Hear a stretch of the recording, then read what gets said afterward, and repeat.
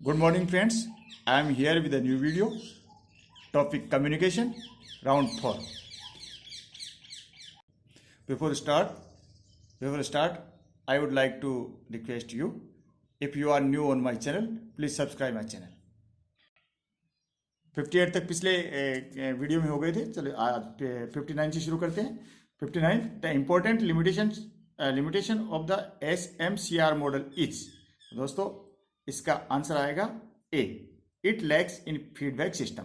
मैं आपको डायग्राम के माध्यम से समझा देता हूँ. फ्रेंड्स ये मैंने बना रखा है. इस पे जो क्लोज लूप सिस्टम है, ये सोर्स होता है सेंडर, फिर मैसेज होता है, फिर मीडियम होता है चैनल, और फिर होता है रिसिपेंट या रिसीवर, और फिर ये फीडबैक है. तो ये हो गया क्लोज लूप सिस्टम. ठीक है. लेकिन जो SMCR होता है उसमें सेंडर होता है. S का मतलब सेंडर, M का मतलब मैसेज, और C का मतलब चैनल या मीडियम, एक ही बात है, और R का मतलब होता है रिसीवर या रिसिपेंट. ठीक है. तो उसमें कमी किसकी हुई? फीडबैक की कमी हुई. चलिए आगे चलते हैं. मैंने बुक पे भी लिख दिया, आप देख सकते हैं. SMCR सेंडर, मैसेज, चैनल, माध्यम या मीडियम, और रिसीवर. चलिए आगे चलते हैं. 60. When you instruct a person to close the door and he strictly follow the instruction, then it can be concluded that. Friends इसका उत्तर तो ए आएगा, इसका भी उत्तर ए आएगा. Answer is a. You have give a effective order. आपने प्रभावशाली आदेश दिया था, ऑर्डर दिया था. 61.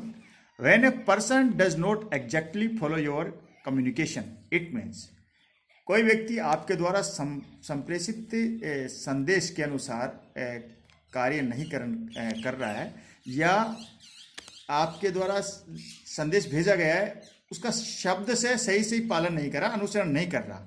इसका मतलब क्या है? तो इसका मतलब है A. The inadequate nature of communication, यानी संप्रेषण की जो प्रकृति थी वो सही नहीं है या उचित नहीं है, सही तरीके से संदेश नहीं भेजा गया. सीधी सी बात है. 62. For an effective learning the maximum is that. प्रभावशाली अधिगम हेतु, लर्निंग यानी शिक्षण हेतु, प्रभावशाली अधिगम हेतु अधिकतम होना चाहिए. तो यहां दोस्तों क्या आएगा? ए.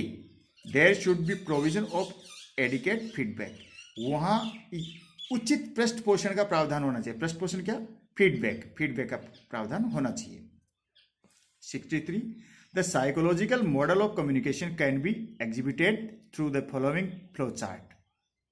संचार का मनोवैज्ञानिक मॉडल या प्रतिरूप निम्न में से किस फ्लो चार्ट द्वारा दर्शाया जा सकता है? तो दोस्तों इसका आंसर भी ए आएगा. तो टीचर, मैसेज, मीडियम, रिसीवर, या स्टूडेंट ले सकते हैं अपन, वो एक ही बात है. तो यहाँ आएगा टीचर, मैसेज, मीडियम या चैनल, और रिसीवर. अगला प्रश्न है question 64. The salient feature of psychological communication model is. कि मनोवैज्ञानिक संचार प्रतिरूप की मुख्य विशेषता क्या है?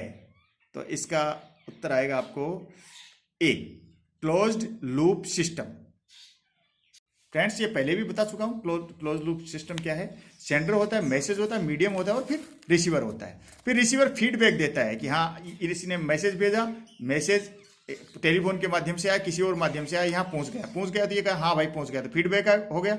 अब ये चक्र चलता रहता है. जब ये कोई मैसेज देता है तो मैसेज, मीडियम, और फिर सेंडर के ये मैसेज ऐसे चलता है. फिर तो ये लूप बनता है, एक ऐसे बनता है, ये चक्र बनता है. इसलिए इसको क्लोज लूप सिस्टम कहते हैं. 65. The cause of popularity of modern technology in the field of education is based upon. शिक्षा के क्षेत्र में आधुनिक तकनीकी की लोकप्रियता का कारण निम्न में से आधारित है. Based upon. आंसर आएगा ए.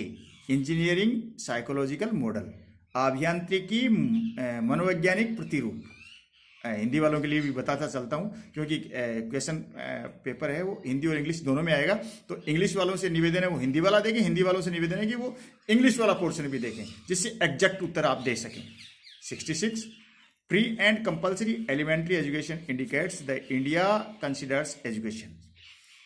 निःशुल्क और अनिवार्य शिक्षा, प्राथमिक शिक्षा, यह दर्शाती है कि भारत शिक्षा को समझता है. क्या समझता है?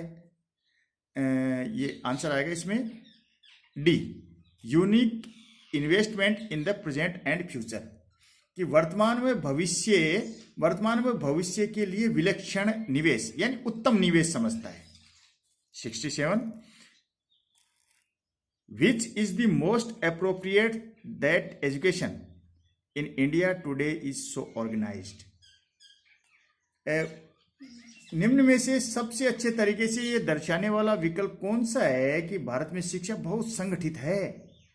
इसका आंसर आएगा C, it helps in eradicating unemployed of the educated, कि जो शिक्षित बेरोजगारी हटाने में ये शिक्षा मदद करती है। 68 what is correct about part played by the group.